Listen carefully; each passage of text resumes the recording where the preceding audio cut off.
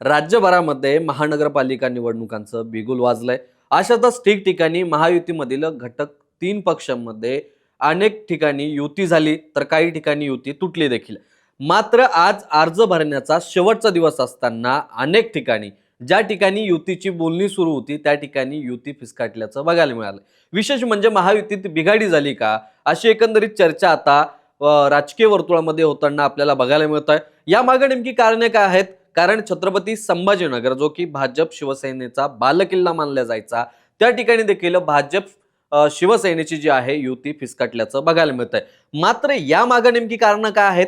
ज्या पद्धतीनं शिवसेनेचे पालकमंत्री जे आहेत संजय शिरसाट हे ज्या प्रकारे अनेक वेगवेगळी कारणं देत आहेत, तीच कारणं आहे की अतुल सावे यांनी पत्रकार परिषद घेत संजय शिरसाट यांचे सर्व मुद्दे खोडून काढत जे काही आरोप केलेत ते खरे आहेत. नेमकी कारणं काय आहेत जाणून घेणार आहोत आणि ही युती तुटण्यामागं या ठिकाणी भाजप शिवसेना असेल यांना फायदा होणार की तोटा, हे देखील आजच्या या व्हिडिओमध्ये आपण जाणून घेणार आहोत. नमस्कार मित्रांनो, मी परमेश्वर निकम आणि तुम्ही बघतायत आता बोल. मंडळी, आपण जर बघितलं असेल तर राज्यभरामध्ये स्थानिक स्वराज्य संस्थांच्या निवडणुकांचं बिगुल वाजल्याचं बघायला मिळत आहे. सुरुवातीला नगर परिषद आणि नगरपंचायतच्या निवडणुका पार पडल्या आणि याच ठिकाणावरून खरं तर भाजप असेल किंवा शिंदेची शिवसेना असेल यामध्ये अतिउत्साही वातावरण तयार झालं आणि याच अतिउत्साह वातावरणामुळे आणि कुठेतरी आपल्या बाजूनं जनतेचा कल येत असल्याचं दिसतानाच त्यांना असं वाटायला लागलं की युती केली काय आणि नाही केली काय, जनता आपल्या बाजूने आहेत. मात्र यामध्ये तोटे काय आहेत हे देखील नगर परिषदेच्या अनेक निवडणुकांमध्ये आपल्याला बघायला मिळालं. विशेष म्हणजे जिथं जागतं आणि ताजं उदाहरण आहे ते म्हणजे छत्रपती संभाजीनगरचं. या ठिकाणी शिंदे सेनेची आणि भाजपची इतकी मोठी ताकद असताना देखील त्यांच्या हातामध्ये निम्म्यापेक्षाही कमी जागा या ठिकाणी नगर परिषदेमध्ये आल्याचं आपल्याला बघायला मिळालं. विशेष म्हणजे ज्या ठिकाणी भाजपचे आमदार आहेत त्या ठिकाणी भाजप नगर परिषद आणि नगरपंचायत जे आहेत त्याचे गड राखण्यात अयशस्वी झालाय. तरी देखील मात्र महानगरपालिकेला युती न करता एकटा चलोची भूमिका या ठिकाणी भाजपनं घेतली. ही आगामी काळामध्ये खरं तर भाजपला न परवडणारीच आहे. मात्र नेत्यांनी कोणत्या प्रकारची रणनीती आखली आहे याचा देखील विचार करणं गरजेचं आहे. त्याच तुलनेमध्ये आपण शिंदेची शिवसेना जर बघितली तर या ठिकाणी अनेक मतदारसंघ जे आहेत त्या ठिकाणी देखील भाजपचे नगरसेवक आपण जर बघितले तर आहेत. मात्र अनेक ठिकाणी आपण जर बघितले तर शिंदेच्या शिवसेनेच्या आमदार ज्या मतदारसंघात आहेत त्या मतदारसंघातून देखील त्यांच्या हातातून आपण जर बघितलं तर नगरपालिका गेल्याचं बघायला मिळतं. आपोआत सिल्लोड आणि पैठण वगळता इतर ठिकाणी मात्र शिंदेच्या शिवसेनेला म्हणावं तसं यश मिळवता आलं नाही. वैजापूरमध्ये शिंदेच्या शिवसेनेचा पराभव झाला. दुसरीकडे आपण कन्नडमध्ये गेलो तर त्या ठिकाणी देखील शिंदेच्या शिवसेनेचा आमदार आहे, मात्र त्या ठिकाणी देखील त्यांचा पराभव झाल्याचं बघायला मिळतं. असे ताजे उदाहरणं समोर असताना देखील युती तोडून सोबळावर लढण्याचा जो काही नारा भाजप आणि शिंदे सैन्यानं दिलेला आहे हा दोघांनाही न परवडणार आहे. मान्य आहे की छत्रपती संभाजीनगर महानगरपालिकेमध्ये शिंदेचे जास्त नगरसेवक होते, त्यांच्या बाजूला अधिक कल गेल्या वेळी जनतेनं दिलेला होता. मात्र परिस्थिती आधीसारखी राहिलेली नाहीये. प्रभाग रचना झाली तेव्हापासून मात्र प्रभाग रचना करताना अनेक स्थानिक नेत्यांनी तसेच वरिष्ठ पातळीवरील नेत्यांनी देखील त्यामध्ये हस्तक्षेप करून प्रभाग रचना त्यांच्या सोयीनुसार करून घेतली होती.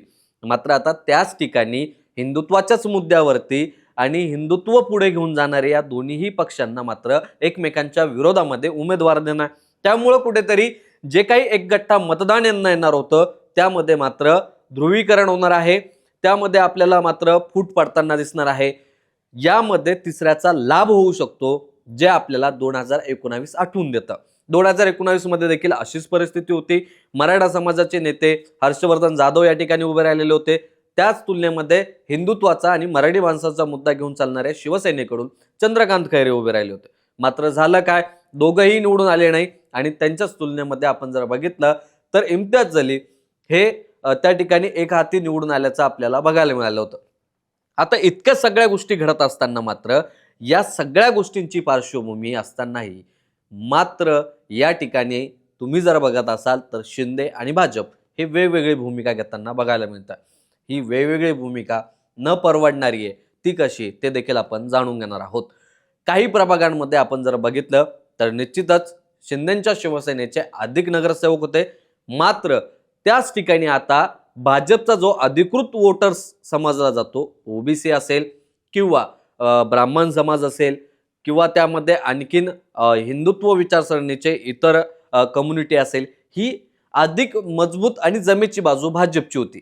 त्याच तुलनेमध्ये आपण शिंदेची शिवसेना जर बघितली तर धनुष्यबाणाशी एकनिष्ठ असलेले आणि बाळासाहेबांच्या विचारावरती चालणारे अनेक शिवसैनिक या संभाजीनगरमध्ये आहेत.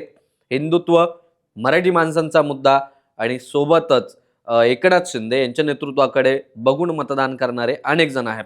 लाडक्या बहीण योजनेचा फायदा भाजपलाही झाला आणि या ठिकाणी शिंदेच्या शिवसेनेलाही नगर परिषद आणि नगरपंचायत निवडणुकीमध्ये होताना आपण बघितला.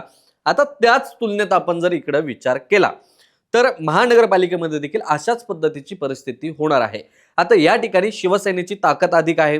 शिवसेनेचे शहरामध्ये एक सोडून 2 आमदार आहेत. खासदार देखील शिवसेनेचाच आहे. त्यामुळे मोठी ताकद या ठिकाणी पणाला लावल्या जाणार.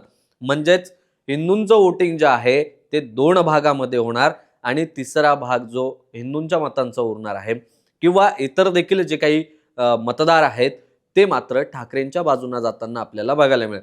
कारण उद्धव ठाकरे असतील, बाळासाहेब ठाकरे असतील, ठाकरे घराण्याला मानणारा वर्ग या ठिकाणी मोठा आहे आणि अशाच ठिकाणी आपण जर बघितलं तर जे काही मतांचं ध्रुवीकरण होऊन या ठिकाणी मतांची विभागणी होणार आहेत आणि त्यातून मात्र एकगट्टा मतदान जे आहे ते ठाकरेंच्या शिवसेनेकडे जाताना आपल्याला अधिक बघायला मिळणार आहे. विशेष म्हणजे आपण जर बघितलं तर काल परवाच अंबादास दानवे यांच्यासोबत राष्ट्रवादी असेल, काँग्रेस असेल या नेत्यांची बैठक झालेली आहे आणि कुठेतरी त्यांची महाविकास आघाडी जर एकत्र येऊन या ठिकाणी लढली तर निश्चितच कुठेतरी महाविकास आघाडीला या ठिकाणी जास्तीत जास्त जागा मिळू शकतात. असंच एकंदरीत वातावरण सध्या तयार झाल्याचं बघायला मिळतं. राजकीय वर्तुळातही आणि राजकीय विश्लेषकांमध्येही अशाच प्रकारची चर्चा जी आहे ती होताना आपल्याला बघायला मिळते. विशेष म्हणजे आपण जर बघितलं तर ज्या पद्धतीनं रणनीती आखणं या दोन्ही पक्षातील वरिष्ठ नेत्यांचं काम होतं ते झालेलं नाहीये आणि याचाच फटका मोठ्या प्रमाणामध्ये या ठिकाणी बसताना आपल्याला बघायला मिळेल. विशेष म्हणजे या ठिकाणचा गड जर राखायचा असेल तर युती होणं फार गरजेचं होतं. काही जागांवरती तडजोड करणं ही आवश्यक होतं. त्या जागांवरती तडजोड केली असती. निश्चितच संभाजीनगरमध्ये शिवसेना हाच मोठा भाऊ मानला जातो आणि सुरुवातीपासून बाळासाहेब ठाकरे यांचं शिवसेनेचं एक हाती वर्चस्व संभाजीनगरवरती राहिलेलं आहे. बाळासाहेबांचं विशेष प्रेम या शहरावरती जितकं होतं त्याच शहरवासियांचं देखील बाळासाहेबांवरती तितकंच प्रेम होतं. त्यामुळं निश्चितच शिंदेचा शिवसैनिक असेल, बाळासाहेबांचा शिवसैनिक असेल, शिवसैनिक आणि धनुष्यबाण ज्याच्याकडे आहे त्याच्या बाजूने या ठिकाणच्या जनतेचा अधिक कौल आधीपासून आणि आजही आहे. मात्र ठाकरेंशी जे नातं होतं, ठाकरेंच्या बाजूकडनं जी काही भूमिका या ठिकाणच्या नागरिकांची होती ती आजही तटस्थ त्याच पद्धतीनं आहे. आजही अनेक जण एकनिष्ठ आहेत.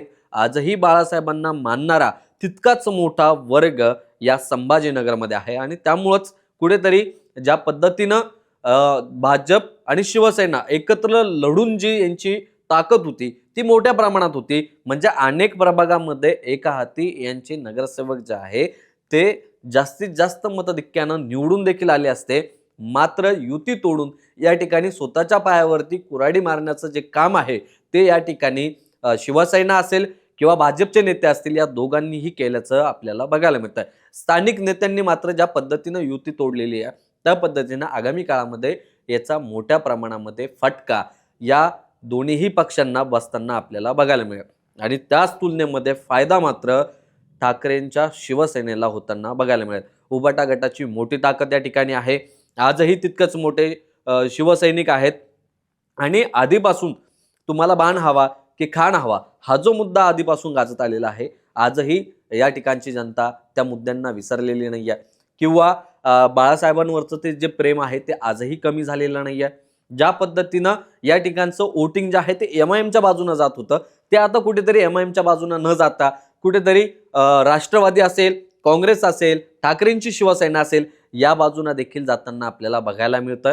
त्यामुळं आपण जर बघितलं तर या ठिकाणची जी ताकद आहे ठाकरेंच्या शिवसेनेची वाढताना बघायला मिळतं. त्याला अपवाद वगळता येणार नाही. राशिद मामू देखील आहेत जे की ठाकरेंच्या शिवसेनेत नेटके चाललेले आहेत. त्यांना मानणारा मोठा वर्ग आहे. माजी महापौर राहिलेले आहेत. अशातच आता आपण जर बघितलं तर आगामी काळामध्ये काय समीकरणं आखली जातात ते बघणं देखील तितकंच महत्त्वाचं आहे. मात्र सध्या जी स्थिती निर्माण झालेली आहे आणि या ठिकाणच्या नागरिकांची जी भावना आहे ती या व्हिडिओच्या माध्यमातून आपण समजून घेण्याचं काम केलेलं आहे. तुम्हाला काय वाटतंय, युती तोडणं हे शिवसेना आणि भाजपसाठी फायदेशीर ठरणार आहे की तोट्यात आणणारी गंमत आहे? तुमचं मत कॉमेंटमध्ये नक्की कळवा. आणि आता बोललो, तुम्ही अजूनही फॉलो केलं नसेल, सबस्क्राईब केलं नसेल तर सबस्क्राईब आणि फॉलो करायला विसरू नका. आणि असेच राजकीय विश्लेषणाचे व्हिडिओ बघण्यासाठी व्हिडिओ हा जास्तीत जास्त शेअर करा आणि चॅनलला सबस्क्राईब करून बेल आयकॉनवरती नक्की क्लिक करा. वेळ झाली थांबण्याची, थांबूया तिथं. धन्यवाद.